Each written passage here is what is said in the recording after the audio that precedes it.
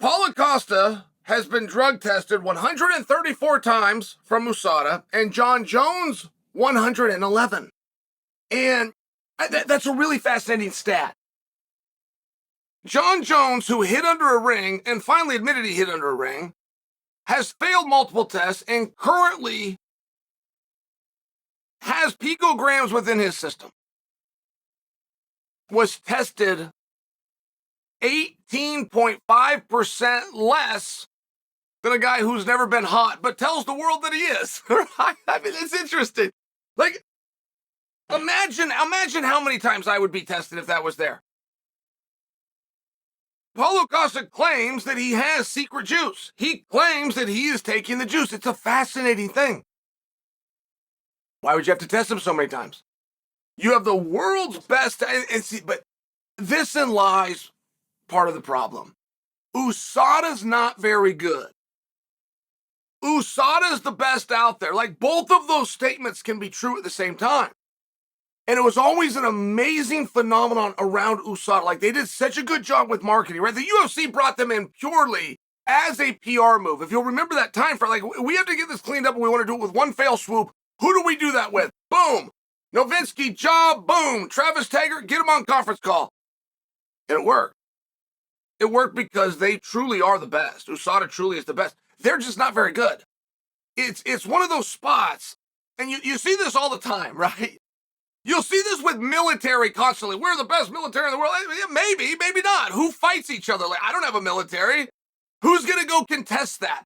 Can I go to a kid that I knew from school? Can he bring his military for? Like, what are you talking about? It's one of these things where there's one drug testing agency that goes around the clock that people have heard of because they did a really good job with marketing. It's all relevant. This isn't my attempt to give USADA the business. It's relevant. If you're the best and you know a guy is dirty, but you can't catch him, you're not very good. Can we just agree? Okay. So, USADA's the one that came out and smartened the world up. They smartened everybody that you can flush your system. And the world did not know that. There was a select few. And I would ask these questions all the time. I was always so curious. What are guys doing? How are guys doing it? And then you've also got the super sports agencies that dose their own athletes without the athletes even knowing. What was that show? I want to call it Balco, but it wasn't Balco. Balco was Victor Conte's thing, and they had the clear out in California. What was it called? And Netflix did the special on it. It was like a one word, Cupid or Cupidus or Balco. Do you guys know what I'm talking about? But it was where the Russian government was dosing the athletes. The athletes truly did not know. They started as kids. And that is very common in Russian athletics to this day. You will identify a great athlete. You will take him from his home. You will get him in something full time. I'll use the wrestlers, for example. The Russian wrestlers, they don't even train them in wrestling. They started them out in gymnastics. They identify, then they get them on a mat playing a little bit, but they don't take them to competitions. They don't have them fully training. You just kind of play, you learn, you start to get the sport, you start to get around the guys, and then if you are identified as somebody that can be elite, they bring you into the program and they will give you steroids at 15 years old. I used to have to grow up and live through this as a wrestler, what they're doing at the European Championships. Oh, God. It would be so painful to me to have to hear about the European Championships in the idea of wrestling, or American teams sacrificing and raising money and flying out and going and training in Moscow and doing these different things because those guys have the secrets. They had nothing. They had steroids. An arm drag is an arm drag, and a gut wrench is a gut wrench.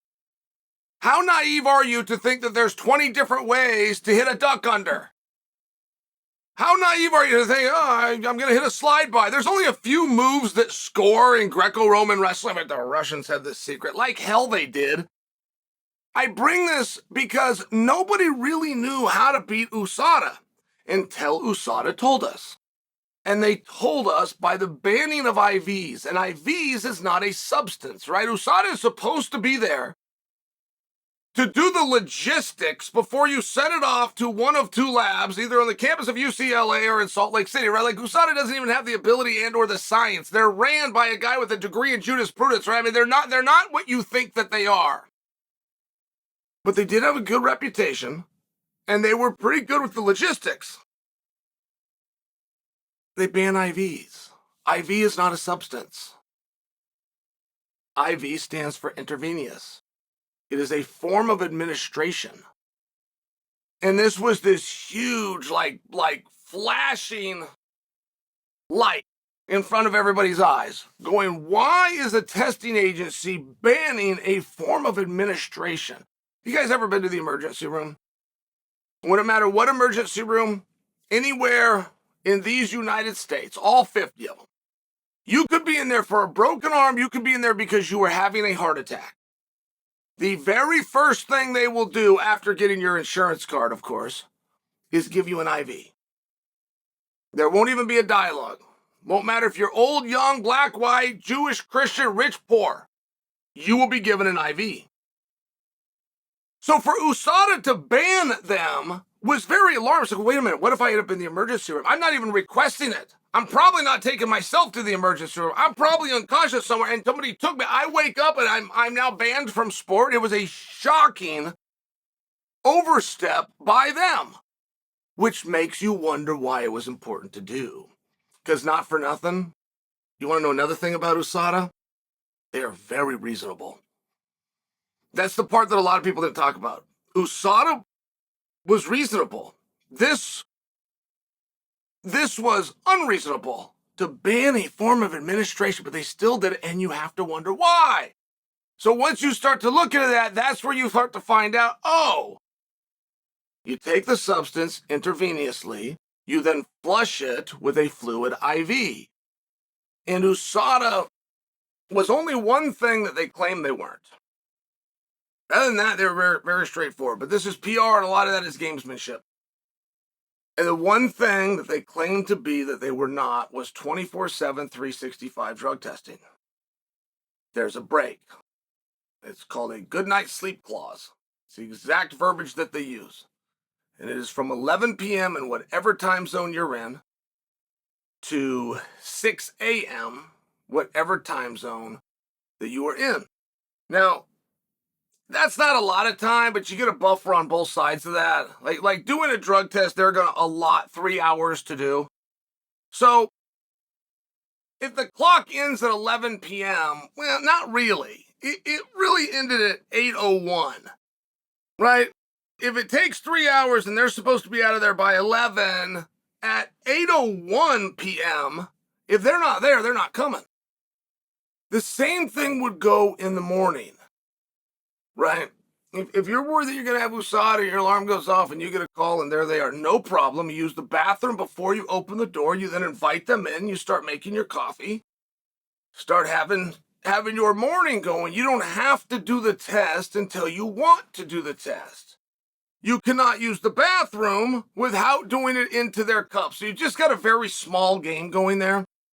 But, I mean, that's beatable for a smart mark as well. Whether you do the test and then you knock it off. I had to knock it off the counter one time. They wouldn't leave. So you give them the sample, and then when you turn to give it to you, knock it off the counter. You buy yourself a couple of more hours.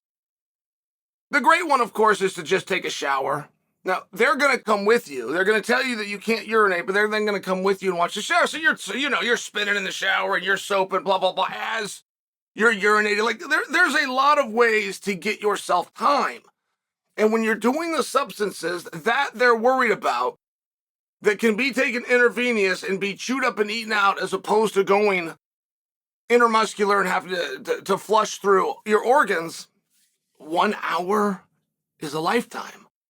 So you buy 2 on the front end, you buy yourself 2 on the back end, and all you have to do to buy yourself time on the back end is not pee in front of, you can pee right in front of, they wouldn't know. The shower thing is, the point is, okay, the point is, if you're wondering why you'd have to test a guy who's told you, he's openly told you have another guy who never told you, he denied it, but every test that he has steroids in them.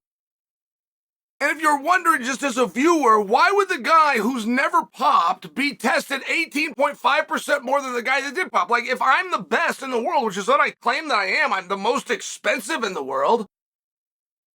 If I'm all of those things, I don't need 133 tests to get you. I just need 1. Well, that's true. But you do start to understand you can be the best in the world at something and not be all that good at the same time.